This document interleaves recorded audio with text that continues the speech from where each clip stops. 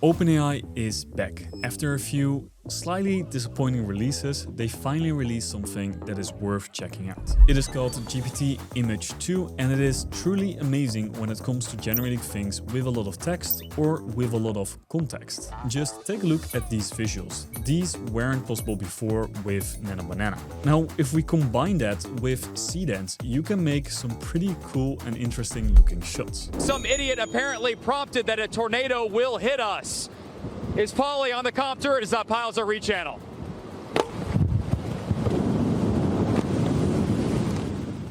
So today we're gonna test it out. I will show you a few cool use cases and I will also show you the limitations of what's not possible and what is possible. I will also compare it a little bit to Nano Banana so you can truly see for yourself if it's worth checking this out. Now for this video we're using GPT Image 2 through OpenArt. The reason why we're doing this is because we have a bit more control over here. For example, we can choose the output, which we have the option between all of these different outputs. If we compare it through ChatGPT itself, you have less options here. Then the other thing that we have that we don't have in ChatGPT itself is the quality.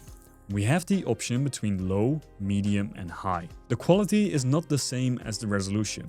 It's not that this is 1K, 2K and 4K. Essentially what it means is the quality of your images and also I think the time that it takes to generate it is different. For example, if we check the quality of low, it only costs us 4 credits.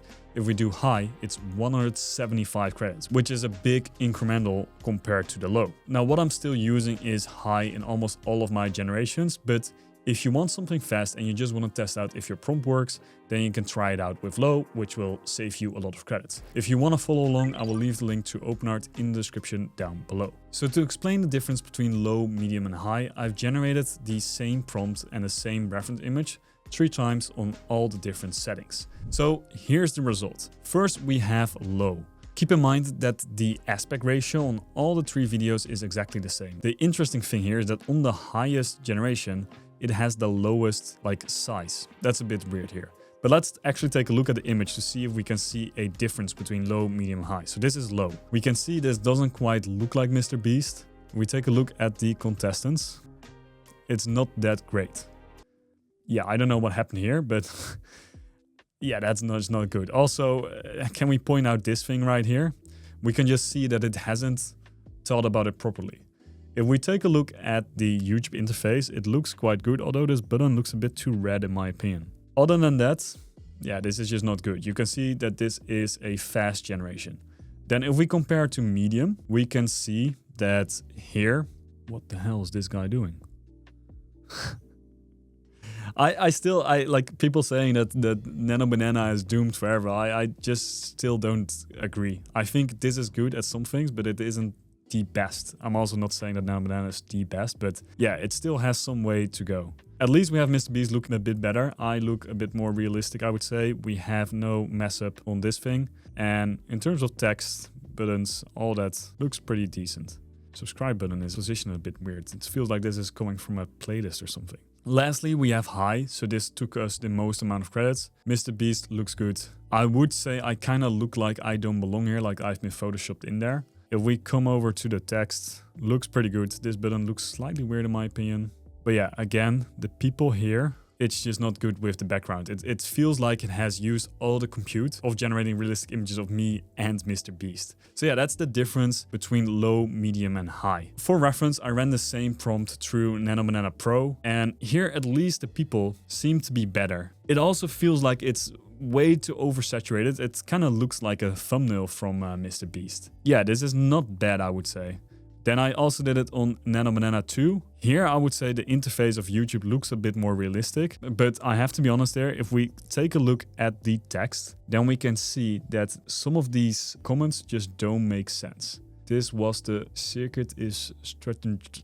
I don't even know what language that is. So yeah, that's unfortunate. I would say Nano Banana 2 understands the context a bit better than Nano Banana Pro. So yeah, all in all, I'm not too convinced by that example that I just shown you with the high compute. The only thing I do like is how good the text looks. The background just doesn't work. But hey, if you combine the two, you can make it work pretty well. The second thing that I want to show you, which ChatGPT is very good at right now, is generating images with text. For example, I generated this screenshot of me talking to Dario, and honestly, I'm kind of frightened here because the amount of people faking text, faking Snapchats, faking any type of screenshot is gonna be insane. The amount of fraud that's gonna happen with this, I hope if you're a bad person, please don't use this to your advantage. Yeah, I hope you only use this for pranks, but just look at this. The text is good, the today is good with the time. We even have the time when I took the screenshot. It all makes sense. And I just gave it a simple prompt. I just said, create a screenshot of an iMessage chat with Dario Amodai. It's a funny interaction between him and Dan Kieft. He mentions, Dan mate, you're a legend.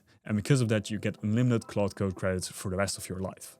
I wish, right? Make the rest of the interaction funny. So I just let it fill in the gaps and it came up with this. Now this is basic. You can do way more advanced stuff with this. For example, what I did here is a bit more tricky. What I did here is I basically went over to YouTube. I took one of my videos and I literally took a screenshot just like this and I put it into Nano Banana. So I took a screenshot like this, put it inside of OpenArt. Let me not do that right now, but I took it in here as a reference and I set a photograph of someone photographing their PC monitor while they have YouTube opened. In that YouTube screen, they're watching a guy from image 1. That's his reference. And it needs to be kind of low quality. I don't want to see the phone from the image. I tried it a few times. Sometimes I had him hold the phone, which is not the point that I want to do. It's like he's taking an image of his PC screen, like if I were to take an image like this from my screen that I have in front of me right now. It made this Snapchat type image, which I wanted to have it done. Like we even have the text, which looks exactly right. Bro, this guy's video is insane. Definitely the goat of AI for real.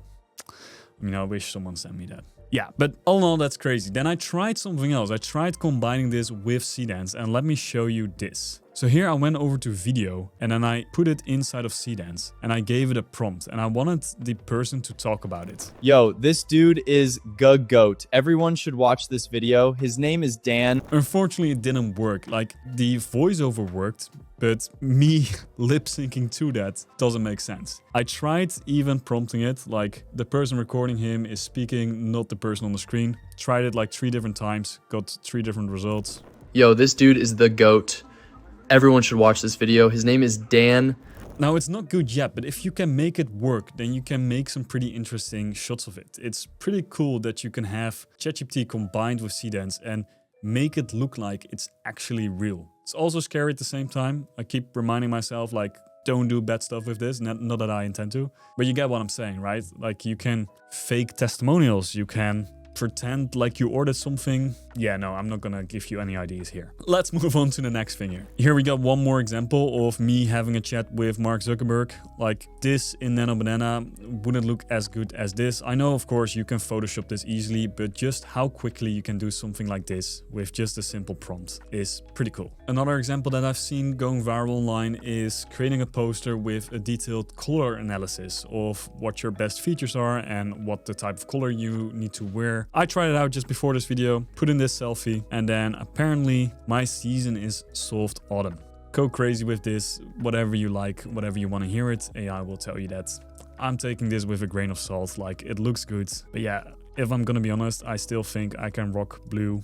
I still think I can rock black. Pink, maybe not, but yeah, this is pretty interesting. The other thing that I saw, which I had a lot of fun with, was this one. I tried this a couple times with the best hairstyles. So I should have done this before I went to the barber. Apparently this is my best hairstyle, or this one. I tried this one more time with this one. So here we also have my face shape. We have the styles that look best for me. I kind of get why I can't do the slick down one. Jokes aside, yeah, this could be pretty useful for when you go to the barber. I also tried animating this with Seedance. So here I said animate this image, make each person turn their head so they show their hairstyle. This is just being done with Seedance 2.0. I did it in 1080p, but just don't waste your credits. Just use 720p for this generation. Basically what we have here, which I'm not sure if it all makes sense. The side angle of the head all pretty much looks the same. That's the only limitation I'm seeing here. So apart from the top side, like the low fade, I mean, that's not what I'm rocking right now. Like maybe should have asked my barber for that, but I don't think it looked good on me. But yeah, that's some inspiration for you right there. Another thing that I've seen going viral is creating images of yourself in a movie poster. For example, this one with Will Smith. Here I made this one, create an artistic movie poster with me, Dan Kieft, and Will Smith in the lead for a true detective movie. Try to add the double exposure effect that a true detective is known for. Both men have a serious look to their face. So I've added in my name so it can add that in the poster as well. And honestly, this looks impressive. Like me coming from a social media background where we used to pay people a good amount of money to make posters like this, it's kind of sad and exciting at the same time that you can now do that with AI, because the question is like, how does it come up with that stuff? Probably being trained on actual artist work. Then again, can we avoid this? No, I don't think there's any stopping to it. So yeah, I tried this a few times with different results. Like for example, here we have me in the GTA movie, and this looks really cool. Like, not saying that you cannot do this with Nano Banana. In fact, I tried it here with Nano Banana. I got this result, which in my opinion also looks quite good, but not as cool as the other one. Also, the text is completely screwed. Like the names and even the words in the bottom right here don't make sense. Tried it one more time using Nano Banana Pro. I kind of love this one, but the text again is a bit screwed. But still, the style of this one is quite cool. But this one gives me more of the newest GTA 6 type of vibe. Here are 4 more movie posters that I made with GPT Image 2. All I did was ask, create a movie poster for like Fortnite, Roblox, God of War, or GTA. Pretty sick, right? Now let me show you another example where we combine this with Seedance 2, because in my opinion, that's the most exciting thing that I like using image generators for, to bring it to life in a video model. I've noticed that for like low quality, realistic type of videos, GPT Image 2 works great. For example, I made these 6 totally different type of, I would call them like screenshot vibe, low quality images of pretty interesting scenes. And I used a pretty simple format here. So if you analyze my prompt, let's do this one from the bear. We can see a shaky raw shot from a hiker's chest-mounted action camera. A massive brown bear is standing just a few feet away on a narrow forest trail, staring directly at the camera. The hiker's hands are visibly in the foreground. The photo is full in heavy motion blur, digital grain, and looks like a terrifying, lucky escape without any text overlays. If I were to break this down for you, I'm using a combination of a camera style, so that's gonna be a shaky raw shot from a hiker's chest mounted action camera. That's the camera style that I'm using here. Then I'm using subject and action. So a massive brown bear, that's the subject. Then the action, this kind of goes hand in hand with the subject, is standing just a few feet away on a narrow forest trail, staring directly into the camera. Oh, and then also the hiker's hands are visible in the foreground. That also kind of belongs to the action. It's just a few more details. Then for the lighting, we don't really have any lighting here, but usually I would say something like lighting here. In this case, I'm using the grid, which is photos full of heavy motion blur and has digital grain, and it looks terrifying, lucky escape. And the last thing I'm saying is no text overlays, because sometimes I was getting some text overlays, or it took like those, if you have a screenshot, it had like text in there of like the date it was recorded or whatever. So that's what I did here in these images. If I then put this into Seedance, we get something like this.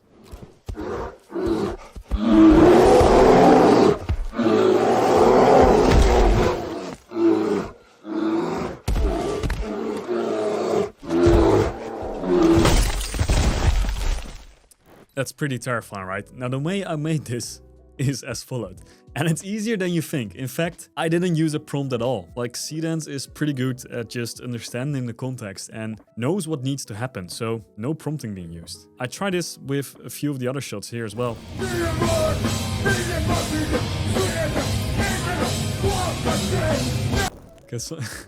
Can someone pray for my dude over here? Like, what's going on with him? Man's trying to choke himself. I found that it works so well if we combine these like realistic, low quality type of shots with Seedance.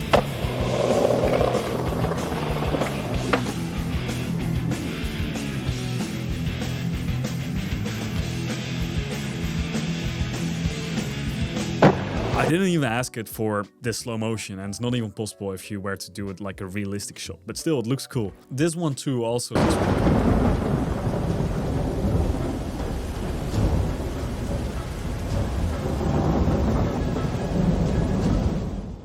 So yeah, if you want to risk it, sometimes you don't have to prompt if you just want to see what Seedance makes of it. But of course, you need to have some kind of clear thing going on where Seedance has enough information from the image alone, where it can make something looking good. The next thing I wanted to try out is me doing a weather report. So I have this image of me. I asked generate an image of a screenshot of a live broadcast of a weather reporter reporting the news during a huge storm. But he is showing signs of discomfort. The camera is a bit low quality, make it as realistic as possible, put him in a yellow raincoat. So that is all I did. I set output 16:9, quality high, generate. That gave me this result. If we now put this image into Seedance, then we get this. Some idiot apparently prompted that a tornado will hit us. Is Polly on the copter? Is that Piles of rechannel?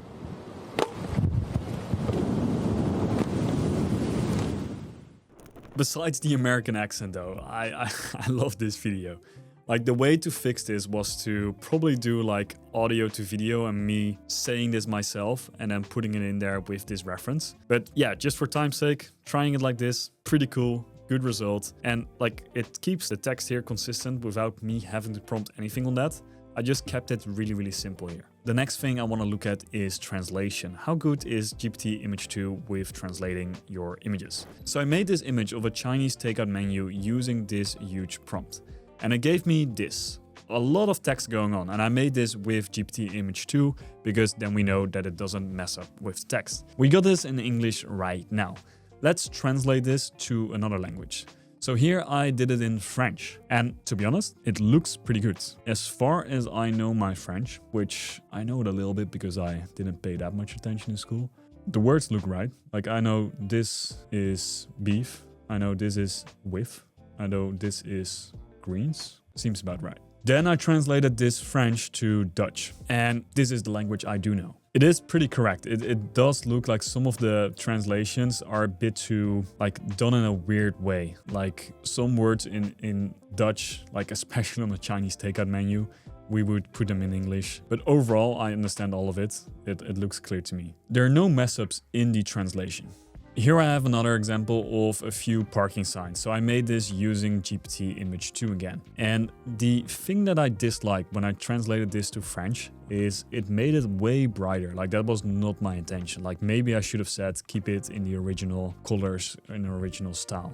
Then I did the same to Dutch. And here I would say though, I like geen parkeren. Like this means don't park, but it doesn't make sense. Like I mean, it's technically it's correct, but I would say it differently. Other than that, it's really good. Another thing that's pretty good to play around with sometimes doesn't work, you might get a few generation failed here, is creating images of gameplay of any type of game and then bringing them alive into Seedance. So for example, I used this prompt, create an image of gameplay of PlayStation 1 version of The Last of Us. I want a screenshot from the gameplay. That got me this image. Then I put that same image into Seedance 2 and I basically said gameplay of The Last of Us while this character is just walking around fighting characters from the game. This is what it made.